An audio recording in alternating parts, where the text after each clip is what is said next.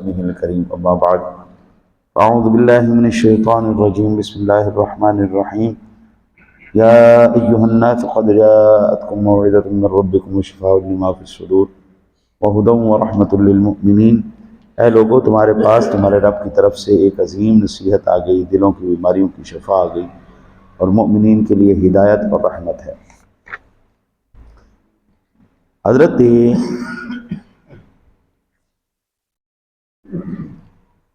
امام ابن منذر نے حضرت امام ابن مردویہ سے روایت نقل کی۔ وہ ابو سعید خدری رضی اللہ تعالیٰ عنہ سے روایت کرتے ہیں کہ نبی اکرم صلی اللہ علیہ وسلم کی بارگاہ میں ایک شخص آیا اور اس نے کہا میرے سینے میں تکلیف ہے، تو نبی اکرم صلی اللہ علیہ وسلم نے ارشاد فرمایا قرآن پڑھا کرو، اللہ تعالیٰ نے اس کو دلوں کے لیے شفا بنا دیا ہے۔ اس دنیا کے اندر جتنے بھی ورد، وظیفے، تسبیحاں، جتنا کچھ بھی ہے، ان سب میں سے افضل، اعلیٰ اور بلند چیز وہ اللہ کا قرآن ہے۔ جتنے بھی ورد، وظیفے، تسبیحاں، جو کچھ بھی ہے، ان سب سے اوپر افضل، اعلیٰ اللہ کا قرآن ہے۔ آپ کو اگر قرآن پاک ایک لمحہ بھی کسی کو کوئی تسبیح نہیں کرنے دیتا، قرآن پڑھ رہے ہیں، قرآن سیکھ رہے ہیں، قرآن سکھا رہے ہیں، تو اللہ تعالیٰ کل قیامت والے دن آپ کو مجرموں میں نہیں اٹھائے گا بلکہ اپنے فرما بردار بندوں میں اٹھائے گا۔ یہ ایک میری اپنی التجا ہے، آپ اپنے وظائف کے اوقات میں سے ان اوقات کو آپ 50-50 کر دیں۔ مثلا آپ 1 گھنٹہ 24 گھنٹوں میں وظائف کرتے ہیں، تو آدھا گھنٹہ آپ اپنے ورد وظیفے کریں، آدھا گھنٹہ قرآن سیکھنے سکھانے میں لگا دیں۔ عمر کی کوئی حد نہیں ہوتی سیکھنے سکھانے کے لیے۔ اگر اس کوشش کے دوران آپ کی موت بھی ہو جاتی ہے تو اللہ تعالیٰ کل قیامت والے دن آپ کو جو اعزاز عطا فرمائے گا، عالم محشر اس پر رشک کرے گا کہ یہ بندہ وہ تھا جو قرآن سیکھتے ہوئے اس دنیا سے گیا ہے، اور وہ کوشش اللہ کس طرح پوری کروائے گا۔ قبر میں فرشتوں کی ڈیوٹی لگائے گا کہ یہ بندہ قرآن سیکھتے ہوئے اس دنیا سے گیا ہے۔ آدھا گھنٹہ آپ کرتے ہیں تو 15 منٹ قرآن پڑھ لیجئے، 15 منٹ وظائف کر لیجئے۔ کم از کم کوشش کرنے والوں میں تو ہمارا شمار ہوگا نا جی، ٹھیک ہے نا؟ 10 منٹ کرتے ہیں تو 5 منٹ قرآن پڑھ لیجئے، اور مسجد میں جب آپ تشریف لائیں تو بجائے اس کے کہ آپ تسبیح پڑھنا شروع کر دیں، اس الماری میں بھی قرآن پڑھے ہیں، اس الماری میں بھی قرآن پڑھے ہیں، ایک قرآن کو اٹھا کے پڑھنا شروع کر دیجئے۔ قرآن پڑھنا نہیں آتا تو قرآن کی زیارت شروع کر دیں۔ یہ دنیا کی سب سے خوبصورت ترین ٹریٹمنٹ ہے چہرے کو منور رکھنے کے لیے۔ آپ جتنی بھی تسبیح کریں گے، تسبیح ہے، اللہ کا کلام، اللہ کا کلام، اللہ کا کلام، اللہ کا کلام۔ یہ بندے کے لیے پیغام ہے، ٹھیک ہے جی۔ امام بہقی نے شعب الایمان میں حضرت واصلہ بن اسقع رضی اللہ تعالیٰ عنہ سے روایت کیا کہ ایک شخص نے نبی اکرم صلی اللہ علیہ وسلم سے حلق میں درد کی شکایت کی۔ آپ نے فرمایا تم قرآن پڑھنے کو لازم رکھو، قرآن پڑھو، اللہ تمہارا گلا ٹھیک کر دے گا۔ ایک بندے نے سینے میں تکلیف کا کہا، حضور نے کہا قرآن پڑھ تیرا سینہ ٹھیک ہو جائے گا۔ ایک نے گلے میں درد کی آ کے کہا، حضور نے کہا قرآن پڑھ ٹھیک ہو جائے گا۔ بیماریوں کی شفا بھی ہے 2 چیزوں میں، ایک شہد میں اور ایک قرآن۔ ان دونوں چیزوں میں اللہ نے 1500 سال گزر گئے قرآن پاک پڑھتے پڑھاتے اور قرآن کو شفا دیتے ہوئے۔ 15 سال میں آج تک قرآن کا سائیڈ ایفیکٹ کبھی نہیں آیا۔ ہر دوائی کا سائیڈ ایفیکٹ ہے، قرآن کا سائیڈ ایفیکٹ کوئی نہیں۔ یہ دلوں کو منور کرتا ہے، طبیعتوں کو ٹھنڈا کرتا ہے، مزاجوں کو بالکل معتدل کر دیتا ہے۔ امام بہقی نے طلحہ بن مصرف سے روایت کیا کہ مریض کے پاس جب قرآن پڑھا جائے تو وہ آرام محسوس کرتا ہے۔ حضرت خیشمہ جب بیمار ہوئے تو ان کے پاس گیا تو کہا آج آپ بڑے تندرست لگ رہے ہیں، تو انہوں نے کہا آج میرے پاس قرآن مجید پڑھا گیا ہے، یہ شعب الایمان کے حدیث ہے۔ یہ سن 25 سال ہے، سن 19 کے اندر، جب یہ ابھی کووڈ نہیں آیا تھا، یہ اس وقت کی بات۔ یہ اپنا سروسز ہاسپٹل ہے، اس کے ایک ڈاکٹر کا انٹرویو آیا تھا، وہ میں نے خود سنا تھا۔ وہ کہتا ہے جی ہمارے ہاں نا جی کچھ مریض آتے ہیں جن کو کومے کے مریض کہتے ہیں، کومے میں چلا گیا، بالکل زندہ تو ہے لیکن ہوش میں نہیں ہے، سانس چل رہی ہے۔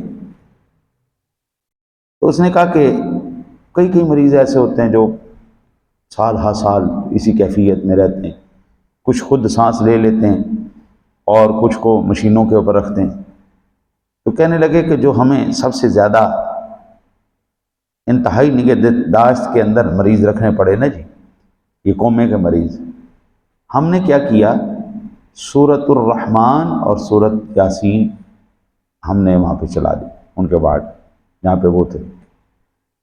تو کہتا ہے کہ میں حیران ہو گیا اس بات سے کہ جن کے اوپر کوئی دوائی اثر نہیں کر رہی تھی، سورۃ الرحمن اور سورۃ یاسین شریف کی تلاوت سن کے اللہ تعالیٰ ان مریضوں کو بھی شفا عطا فرمایا۔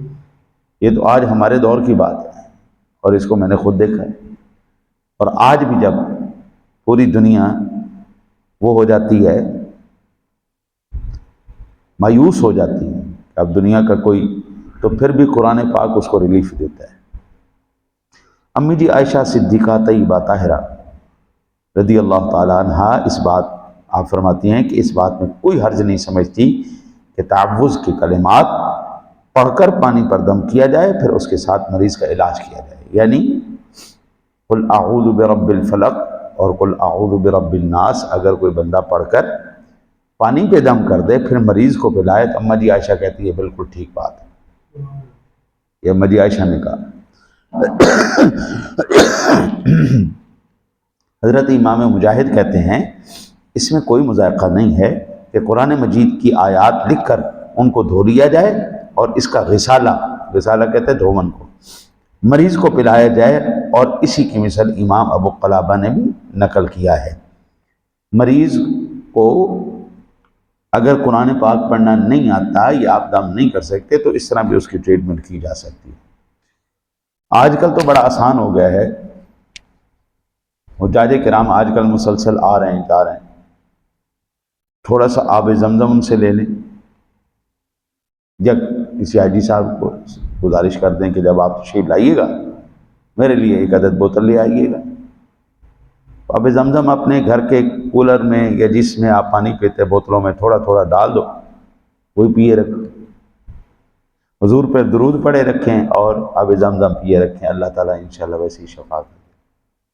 یعنی ہمارے علاقے سے بھی کئی حجاج جا رہے ہیں آ رہے ہیں، تو آپ کسی سے گزارش کر دیں تو یہ بھی شفا ہو جائے گی، قرآن بھی شفا ہو جائے گا، نبی پہ درود پڑھنا بھی شفا، ہر وقت پھر سبحان اللہ سبحان اللہ۔ حضرت علی المرتضیٰ شیر خدا کرم اللہ وجہہ الکریم بیان کرتے ہیں کہ ایک رات رسول اللہ صلی اللہ علیہ وسلم نماز پڑھ رہے تھے تو آپ نے اپنا ہاتھ زمین پر رکھا تو اس پر بچھو نے ڈنک مارا، رسول اللہ صلی اللہ علیہ وسلم نے اپنی جوتی سے اس بچھو کو مار دیا، پھر آپ نے واپس مڑتے ہوئے فرمایا اللہ تعالیٰ بچھو پر لعنت کرے، یہ نمازی کو چھوڑتا ہے نہ غیر نمازی کو، نبی کو نہ غیر نبی کو، مگر اس کو ڈنک مار دیتا ہے۔ پھر آپ نے نمک پانی یہ منگا کر اس کو برتن میں ڈالا، پھر اس میں جس انگلی پر بچھو نے ڈنک مارا تھا اس کو پانی میں ڈبویا اور اس پانی پر لگایا اور قل اعوذ برب الفلق اور قل اعوذ برب الناس پڑھا۔ نبی اکرم صلی اللہ علیہ وسلم جب بچھو نے ڈنک مارا نہ تو آپ نے لعنت فرمائی، نہ نمازی کو چھوڑتا ہے نہ غیر نمازی کو، نہ نبی کو نہ غیر نبی کو، کسی نے چھڑ دیتا گیا جی۔ ہمارے پنجابی میں کہتے ہیں چڑیل بھی ساتھ گھر چھڑ دیندی ہے، تو تے چڑیلا تو بھی بدتر ہے کہ تو تے اپنے گھر والے نوں پی گئی۔ نبی اکرم صلی اللہ علیہ وسلم نے فرمایا کیسا لعنتی ہے، نبی نے بھی نہیں چھڑیا انہیں، ہائے ہائے ہائے ہائے۔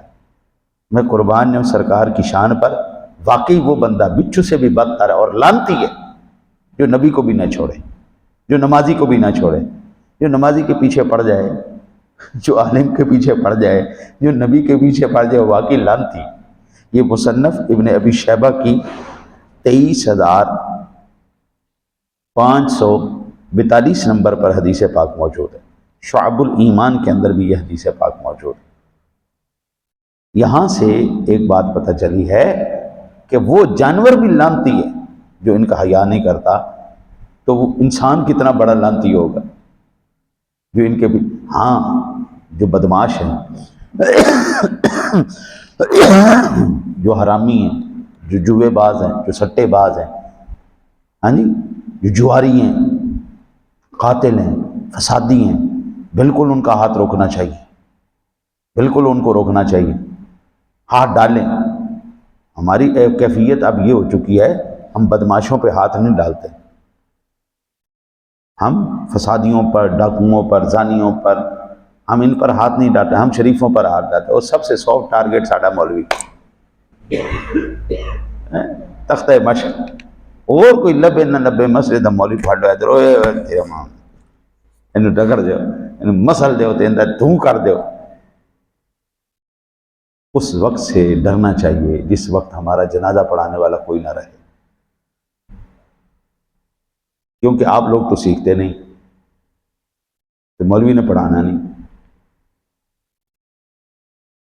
تو میت پھر مردانہ طرح ہی دفنانیاں پیڑیاں۔ یا تو آپ لوگ سیکھیں، اپنے جنازے خود پڑھائیں، مولوی محتاجی نہ رہے، یا پھر وہ ہیں تو پھر ان کی قدر کریں۔ دعا کرو وہ وقت کبھی نہ آئے کہ دین آپ نے بھی نہیں سیکھا اور سکھانے والے بھی وہ بد دل ہو کر سلوٹ مار جائیں کہ بس بڑی ہوگی ساڈی، انی کافی ہو، اور آپ کوئی رہنمائی کرنے والا نہ ہو۔ قرب قیامت یہ ہونا ہے۔ میرے آقا جی علیہ الصلوۃ والسلام نے ارشاد فرمایا، قرب قیامت علم اٹھا لیا جائے گا۔ عرض کی یا رسول اللہ علم کیسے اٹھا لیا جائے گا، یہ کیسے ممکن ہوگا؟ فرمایا اللہ تعالیٰ علماء کو اٹھا لے گا، علماء فوت ہو جائیں گے۔ یا سب پھر کو ہوگا؟ فرمایا پھر جاہل امام ہوں گے، جاہل مقتدی ہوں گے، وہ خود بھی جہالت میں ڈوبے ہوئے ہوں گے، وہ دوسروں کو بھی گمراہ کرتے رہیں، وہ خود بھی گمراہ ہوں گے، دوسروں کو بھی گمراہ کریں۔ دعا کرو اللہ کبھی ایسا وقت نہ لائے، جب تک زندہ رہیں اس کی رحمت کے سائے میں زندہ رہیں۔ اللہ سے دعا ہے اللہ آپ کو مجھے عمل کی توفیق عطا فرمائے۔ اللہم صلی علی سیدنا